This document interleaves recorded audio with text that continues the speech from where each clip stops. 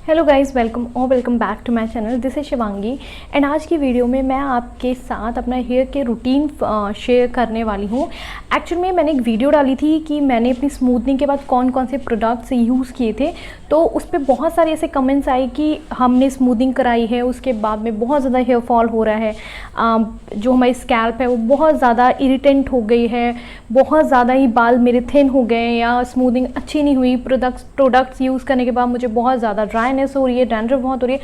तो इन सारे क्वेश्चंस का मैं आंसर भी करूँगी और मैं बताऊँगी कि मैं आफ्टर स्मूथनिंग कैसे मैंने अपने बालों को मैनेज किया, क्योंकि मैंने लास्ट अगस्त में अपनी स्मूथनिंग कराई थी एंड अभी मई में मुझे ऑलमोस्ट 9 मंथ से ज़्यादा हो चुका है और मेरे बाल अभी भी अगर आप देखोगे तो बहुत ज़्यादा स्मूथ ही दिखते हैं एंड स्ट्रेट भी दिखते हैं। तो मतलब मेरी जो स्मूथनिंग थी वो बहुत टाइम तक रुकी भी। मुझे हेयर फॉल स्टार्टिंग में बहुत हेयर फॉल हुआ था, बहुत ही ज़्यादा extreme level of hair fall हुआ था, लेकिन उसके बाद मैंने कैसे उन चीज़ों को मैनेज किया ये सारा मैं आगे वाली वीडियो में बताऊंगी। तो प्लीज़ इस वीडियो को पूरा लास्ट तक आपको देखना है, उसको स्किप नहीं करना है। साथ साथ मैं अपना जो मेरा हेयर केयर रूटीन है वो भी मैं आपके साथ शेयर करूँगी, तो आपके लिए और ज़्यादा ईजी हो जाएगा। उस हेयर केयर रूटीन को आप ईजिली फॉलो भी कर सकते हो कि कैसे आपको स्मूथनिंग बहुत लंबे टाइम तक उसको मैनेज करके रखना है, आपको हेयर फॉल ना हो और आपकी स्कैल्प भी बहुत ज़्यादा सेंसिटिव ना हो। तो वीडियो को स्किप ना करें, लास्ट तक उसको देखना है। अगर आपके साथ भी ऐसा कोई है जिसके साथ भी सेम प्रॉब्लम वो फेस कर रहा है तो उसके साथ आप शेयर भी कर सकते हो एंड लाइक एंड सब्सक्राइब करना तो बिल्कुल भी नहीं भूलना है। तो without any further due let's get started.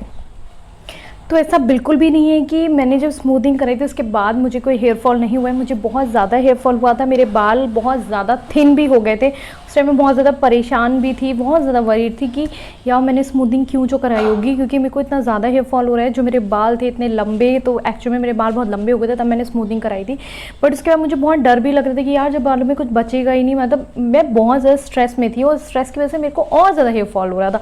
तो आप ये सारी चीज़ों को एक तो अवॉइड करना है कि स्ट्रेस आपको नहीं लेना। दूसरा मैंने क्या किया था, आपको जो प्रोडक्ट्स वहाँ से मिलते हैं अगर आप उसको यूज़ करते हो तो आपके जो स्मूथनिंग है ना वो बहुत लंबे टाइम तक टिकती है, ऐसा वो लोग बताते हैं। ठीक है, मैं भी जो सैलून गई थी तो मुझे वहाँ पे बोला था कि आप अगर यही प्रोडक्ट्स लेते हो, एक सेकंड में अपना कैमरा ठीक कर लेती हूँ थोड़ा सा, हाँ, अगर आप यही सारे प्रोडक्ट्स यूज़ करते हो तो आपका स्मूथनिंग जो है वो बहुत लंबे टाइम तक चलेगी, बाल आपके बहुत ज़्यादा स्मूथ होंगे।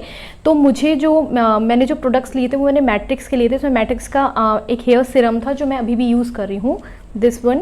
फिर इसमें मैट्रिक्स का एक शैम्पू था, शैम्पू की बॉटल थी, और मैट्रिक्स का एक हेयर मास्क उन्होंने मुझे दिया था जो मैं यूज़ कर रही थी। तो जो शैम्पू था ना उससे मुझे जब भी मैं वॉश करती थी तो बाल जो थे वो इतना ज़्यादा स्मूथ हो जाते थे कि और इतना लाइट वेटेड रहते थे ना, मतलब एकदम ऐसे वाले होते थे सिल्की भी बहुत ज़्यादा हो जाते थे। बट जब मैंने मतलब 1 महीने के अंदर बालों में उस शैम्पू की वजह से आई थिंक, या इतना ज़्यादा हार्श केमिकल यूज़ हुए थे उस वजह से मेरा जो स्कैल्प का जो टेक्सचर था उसमें बहुत ज़्यादा डैंड्रफ होना शुरू हुआ, वो बहुत एक्सट्रीम ड्राई हो गया, इतना ज़्यादा डैंड्रफ कि उसकी वजह से हेयर फॉल मेरा बहुत ज़्यादा बढ़ गया था।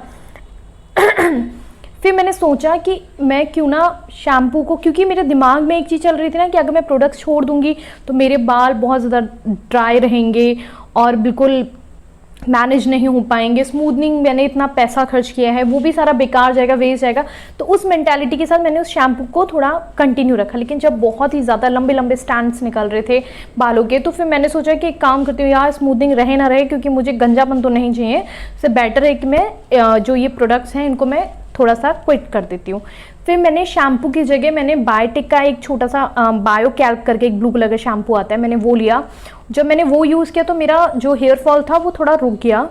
बट उसके बाद क्या हुआ कि बाल मेरे इतने ज़्यादा हार्श हो जा रहे थे, उसकी वजह से बहुत ज़्यादा ड्राई हो रहे थे। फिर मैंने कहा कि यार ऐसा तो नहीं होगा कि मैं यही सारा शैम्पूज़ को मैं स्विच करती रहूँगी और उनके बीच में बाल भी ख़राब हो रहे हैं, मेरे पैसा भी खर्च हो रहा है, स्कैल्प भी मेरा बहुत ज़्यादा सेंसिटिव होता जा रहा है नए नए प्रोडक्ट्स यूज़ करने पे, तो अब क्या करना है। फिर मैंने अपना जो पूरा स्मूथिंग कराई थी उससे पहले मैंने वैदिक्स का ट्रीटमेंट लिया था, जिसमें उनका ऑयल मिलता है, उनका सिरम मिलता है और उनका शैम्पू मिलता है। तो मैंने बहुत थक हार के मैंने कहा एक काम करती हूँ कि मैं वैदिक्स का वही किट दोबारा से मैं ऑर्डर कर लेती हूँ। फिर मैंने वैदिक्स का किट ऑर्डर किया। अब वैदिक्स के साथ क्या है कि जो उसका जो शैम्पू है वो भी बालों को बहुत ज़्यादा ड्राई करता है। तो मैंने क्या किया, मैंने वैदिक्स का ये शैम्पू जो मुझे जो ऑयल था वो मुझे उस किट में मिला था, तो मैं इसी ऑयल से अपने बालों को मसाज करा। मैंने जैसे ही इससे मसाज किया उसी दिन मेरा हेयर फॉल, मतलब मैं जब ऑयलिंग भी करती थी ना उस टाइम पे भी बहुत सारे निकलते, तो इसके में ऑलमोस्ट 75% मुझे लेस हेयर फॉल हुआ उस दिन जब मैंने ये ऑयल यूज़ किया। आफ्टर दैट मैंने उसके शैम्पू से वॉश किया तो मुझे हेयर फॉल नहीं हुआ, मतलब ड्यूरिंग वॉश जब मैं कर रही थी अपने बालों को धुल रही थी उस टाइम पे भी मुझे हेयर फॉल नहीं हुआ। तो मुझे ये तो राहत मिली कि चलो मेरा ये वाला जो पूरा किट है इसने मेरा हेयर फॉल तो रोकने की कोशिश की है। बट जब मैंने स्मूथनिंग कराई है, बाल फिर भी ड्राई रह रहे हैं, तो क्या फ़ायदा। हमेशा आपके दिमाग में ना कुछ ऐसा चलता, मतलब मेरा ऐसा है कि मेरे दिमाग में ये सारी चीज़ें चलती रहती हैं। कभी भी ना चीज़ों को मैं ऐसे साइड में रख नहीं थी कि चलो यार छुट्टी पाई मिट्टी पाओ इस पर, ऐसा वाला नहीं है। फिर मैंने क्या किया कि मैंने ये वाले ऑयल से बालों को मालिश करना शुरू किया। तो मेरा जो वो मालिश के दौरान या कि बालों में जब मैं ऑयलिंग करती थी उस दौरान जो मेरा बाल गिरते थे वो वहाँ मेरा रुक गया। फिर एक दिन मेरे यहाँ पास में एक ड्रग स्टोर है, वहाँ से मैंने, क्योंकि मुझे बहुत एक्सट्रीम लेवल ऑफ वो हो रहा था, डैंड्रफ हो रहा था, तो मैंने कहा कि डैंड्रफ का सोल्यूशन एक काम करती हूँ, एक एंटी डैंड्रफ शैम्पू यूज़ कर लेती हूँ जिससे कि थोड़े टाइम तक मेरा डैंड्रफ तो एटलीस्ट रुके, क्योंकि वो इतना ज़्यादा था कि मैं अगर ऐसे कर रही तो वो बहुत ज़्यादा झड़ रहा है। तो फिर मैंने यहाँ पास में मेरे एक ड्रग स्टोर से मैंने एक हेड एंड शोल्डर, क्योंकि उस टाइम पर हल्की हल्की गर्मियाँ आनी शुरू हो गई थी। अब ये शायद बात होगी ऐसी जनवरी फरवरी की बात होगी। तो मैंने कहा एक काम करती हूँ, मैं लेमन वाला यूज़ करती हूँ। मैंने वो लेमन वाला हेड एंड शोल्डर लिया, उसके फर्स्ट वॉश से मुझे एक भी मेरा बाल मेरे सर से नहीं निकला। मुझे बहुत अच्छा लगा कि मेरा कम से कम एटलीस्ट शैम्पू भी मुझे एक ऐसा मिला जिसके मैं इतना स्विच कर रही थी शैम्पू टू शैम्पू, कि चलो एटलीस्ट मेरा शैम्पू भी मुझे मिला है जिससे कि मैं अब मेरा हेयर फॉल रुक गया है। तो मेरे पास दो, ये इतना एक्सपेरिमेंट करने के बाद मुझे दो चीज़ें ऐसी मिली। एक मुझे ऑयल मिला जिससे मैंने बहुत ज़्यादा, मतलब ऑयलिंग करती हूँ तो मुझे बालों में कुछ भी नहीं होता, मतलब डैंड्रफ भी नहीं हो रहा, हेयर फॉल भी नहीं हो रहा, और भी कोई दिक्कत नहीं हो रही, मेरे बाल भी स्मूथ रहते हैं। क्योंकि ऑयलिंग जब तक आप नहीं करते हो ना तब तक बालों का जो स्कैल्प वाला पोर्शन है उसको जो न्यूट्रिएंट्स हैं, या फिर आप, या न्यूट्रिएंट्स भी हम बिल्कुल साइड कर दे रहे हैं, हमसे बात कर रहे हैं ब्लड सर्कुलेशन पे। तो ब्लड सर्कुलेशन जब बढ़ेगा तभी आपको उनके जो जड़ों में आपका न्यूट्रिएंट्स मिलेगा। तो हमें मसाज करने के लिए कोई ना कोई एक ऐसी चीज़ चाहिए जिससे हम अपने बालों का जो ब्लड सर्कुलेशन है उसको इम्प्रूव कर पाएँ। तो मेरे पास ये मिल गया। हेयर वॉश करने के लिए मैं यूज़ कर रही थी जो आपका मेरा शैम्पू जो था हेड एंड शोल्डर, तो उससे मुझे हेयर फॉल नहीं हो रहा, तो मेरा दोनों वो काम हो गया। लेकिन इसके साथ साथ भी चीज़ें थी जो मैंने अपनी स्मूथनिंग को बनाए रखने के लिए यूज़ किया। उसके साथ में मैं ये सिरम लगाती थी आफ्टर वॉश, गीले बालों में ही लगाती हूँ। पहले मैं सूखे बालों में ही लगाती थी, बालों को पहले सुखा लिया उसके बाद लगाती थी। अब मैं गीले बालों में लगाती हूँ तो बाल ज़्यादा स्मूथ रहते हैं। नेक्स्ट है मेरा हेयर मास्क जो मुझे मैट्रिक्स का ही मिला था, वो तो अमेजिंग है, अमेजिंगली मेरे लिए वर्क करता है। शैम्पू करने के बाद मैं मैट्रिक्स का जो हेयर मास्क मिला हुआ है उसको गीले ही बालों में लगाकर मैं 15 मिनट के लिए रखती हूँ। उसके बाद ही मैं अपने हेयर को वॉश करती हूँ। तो बालों में एक जो शाइन है अभी तक मेरी, मतलब 9-10 महीने बाद भी वो वैसी की वैसी बनी हुई है, बाल वैसे के वैसे स्मूथ है, मेरी लेंथ बहुत ज़्यादा बढ़ गई, तो बाल मुझे बहुत ज़्यादा अच्छे लगते हैं। नॉर्मल भी है क्योंकि मैं कोई ऐसा कोई केमिकल बहुत ज़्यादा यूज़ नहीं कर रही बहुत ज़्यादा, क्योंकि ट्रीटमेंट कराए हुए मुझे बहुत टाइम हो गया है। तो अब मुझे ऐसा लगता है मेरे बाल नॉर्मल हैं और अच्छी फीलिंग आती है, आपका कॉन्फिडेंस बढ़ जाता है जब आपके बाल एकदम मैनेजेबल रहते हैं। तो वो चीज़ है। तो मैं दिखाती हूँ अपना कैसे मुझे हेयर की मसाज करती हूँ, उसके बाद कैसे वॉश करती हूँ और कैसे serum and hair mask apply करती हूँ। सो फर्स्ट ऑफ ऑल मैं ये वैदिक्स का ऑयल इस बोल में ले लूँगी।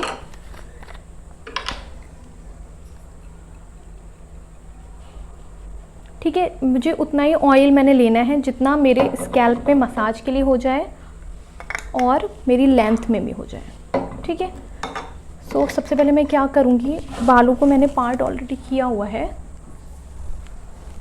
थोड़ा थोड़ा लेकर ना मैं मांग मांग करके ही लगाती हूँ।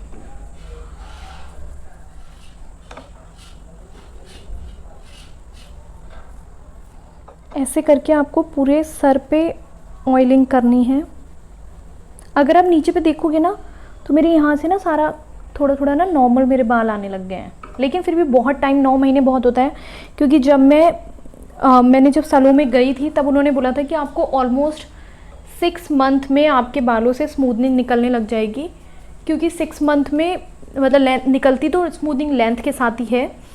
और बट यही होगा कि बाल भी थोड़े ड्राई होना शुरू हो जाए, लेकिन अभी मुझे 9-10 महीने हो गए हैं, लेकिन वो दिक्कत मुझे देखने को नहीं मिली है।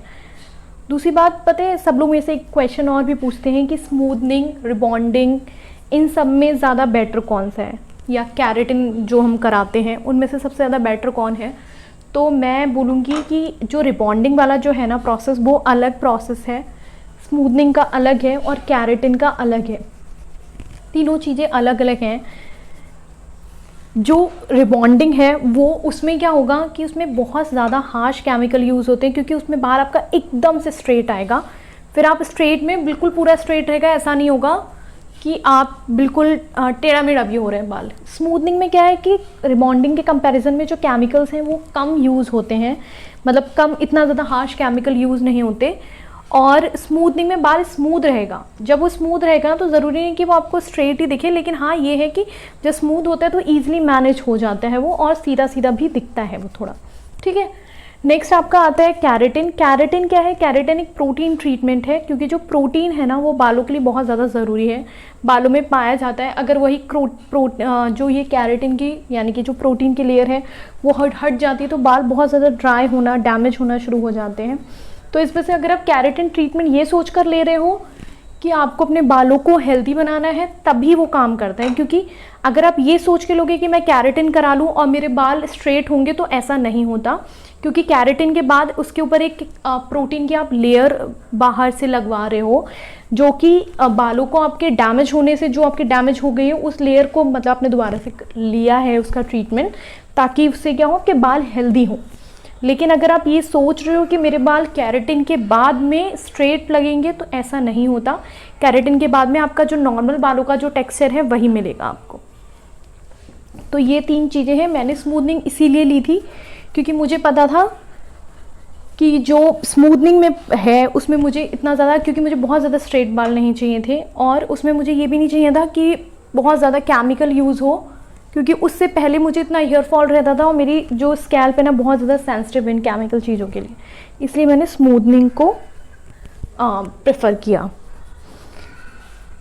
इस टाइप से ना आपको हाथों से अंदर अंदर पूरा मसाज करना है ऑयल को, और मसाज करने के बाद में आप क्या करोगे कि अगर आप बालों को ओवरनाइट छोड़ देते हो तो बहुत अच्छा है। लेकिन अगर आप ओवरनाइट नहीं छोड़ पाते तो एटलीस्ट 2 to 3 आवर्स आपको बालों को ऐसे छोड़ना है, ताकि जो आपने ऑयल लगाया है वो आपके स्कैल्प पे थोड़ा सा एब्जॉर्ब हो जाए, ठीक है। जिससे कि आप जब धो के निकलोगे ना, थोड़ा सा मॉइस्चराइज़र जो होगा या मॉइस्चर जो होगा ना ऑयल का, वो बना रहेगा। ऐसे करके मैं पूरे बालों में नीचे जो उसका एंड है वहाँ तक भी मैं 4 to 5 मिनट आप मसाज करने के बाद इसको 3 to 4 आवर्स के लिए छोड़ देना। उसके बाद ही हम बालों को वॉश करेंगे।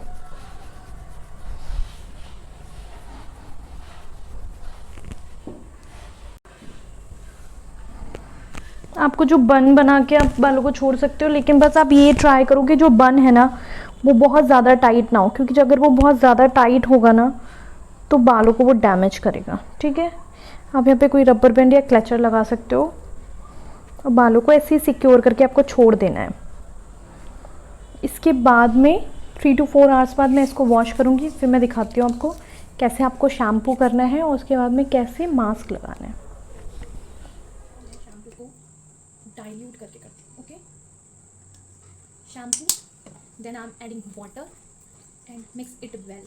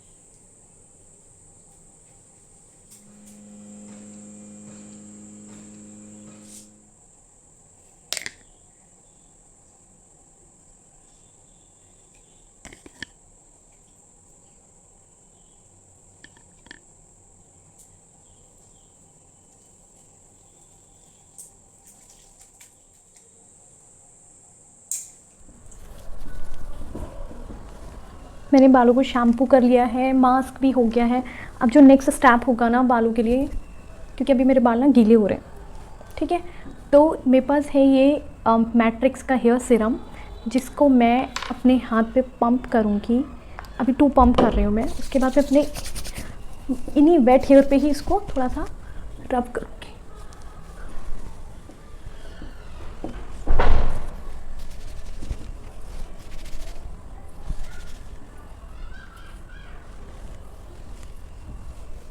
अगर मेरी वीडियो आपको पसंद आई है तो please like, subscribe and share कर दीजिए, अपने दोस्तों के साथ शेयर कीजिए। अगर आप नए हैं तो मेरे चैनल को भी सब्सक्राइब कर दीजिए, मुझे बहुत ज़्यादा अच्छा लगेगा अगर आप मेरी वीडियो को लाइक एंड सब्सक्राइब करेंगे। एंड आपको पता है, अब जब थोड़ा सा मुझे फीडबैक आपकी तरफ से मिलता है ना कि मेरी वीडियोज़ आपको कैसी लग रही हैं, तो ये बताना आप मुझे कॉमेंट सेक्शन में मत भूलिए कि मेरी वीडियो आपके लिए हेल्पफुल रही है, नहीं रही है, या फिर मेरी वीडियो आपको कैसी लगी है। ये सुन के मुझे और भी ज़्यादा अच्छा होगा, और ये एक ना छोटा सा एप्रिशिएशन टाइप का होता है जो मुझे बहुत अच्छा लगता है। सो मिलते हैं हम अभी नेक्स्ट वीडियो में, तब तक के लिए बाय।